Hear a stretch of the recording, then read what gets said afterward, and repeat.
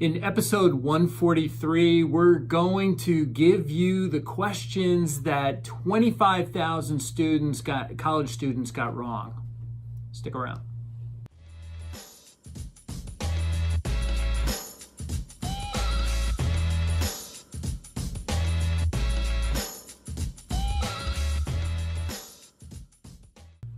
Welcome to the Mullooly Asset Show. I'm your host, Tom Mullooly, and this is episode number 143. Thanks for tuning in. AIG, the insurance company, gave a money test to 25,000 college students recently.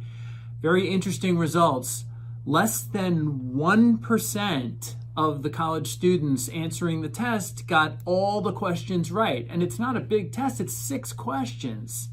More than half of the 25,000 students got only 1 or 2 answers right. I wonder if AIG should have given those questions to their own executives 10 or 11 years ago before they went bust and needed a bailout. Anyway, because we're the kind of people we are, we're not only going to give you the questions, we're going to give you the answers too. All right, so here's the first question. If a late payment is sent to a collections agency, how long will that late payment stay on your credit history? The answer? Between 6 and 7 years.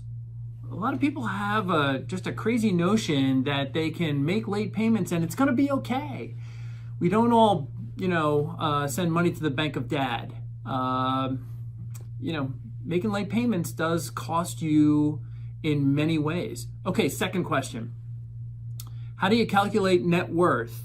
I really hope that none of these 25,000 college students are business majors, because if they can't get this right, they need to just change to a different major. So the way you calculate net worth is assets minus liabilities equal net worth. I'm just stunned that people get that wrong. All right, third question. Suppose you're earning 1% on your savings and inflation is running at 2%. In 1 year, your ability to buy something, we also call that purchasing power, your ability to purchase something with this money will be, the answer is, you'd be able to buy less than you can today. Let me put this in terms everybody can understand. If you wanted to spend, well, these went to college students, so if you wanted to spend $100 on beer, with inflation running at 2%, that same $100 of beer today should cost $102 a year from now, but you only earned 1%, so you will only have $101 to spend.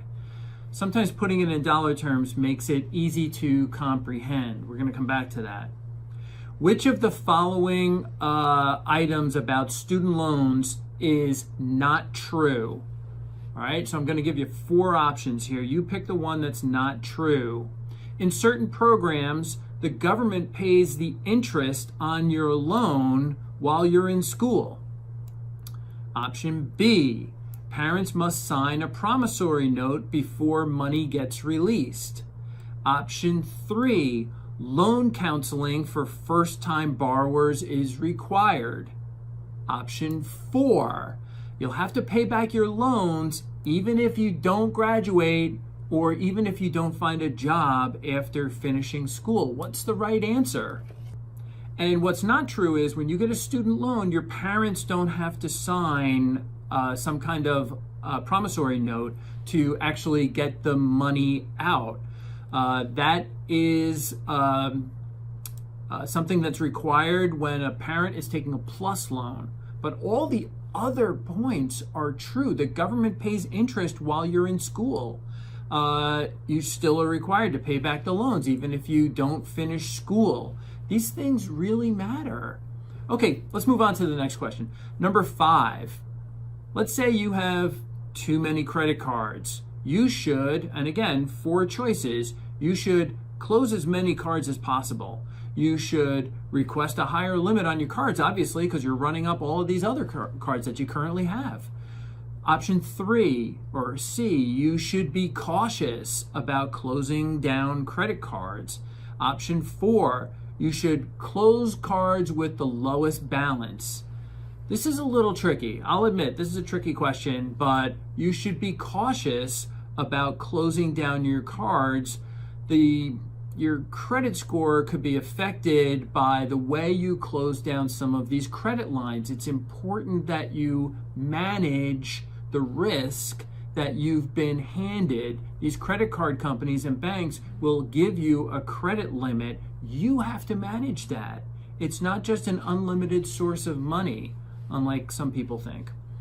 Okay, question 6. As a general rule, how many months of expenses should you have on hand?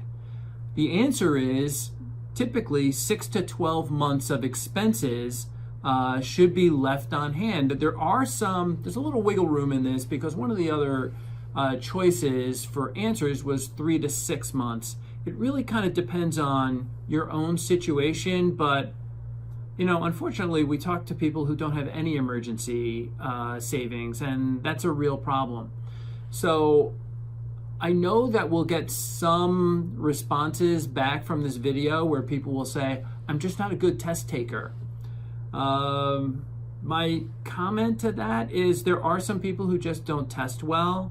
There's other people who are always in a hurry and they don't actually read the questions. That question about student loans, they were actually asking for which one of these is not true.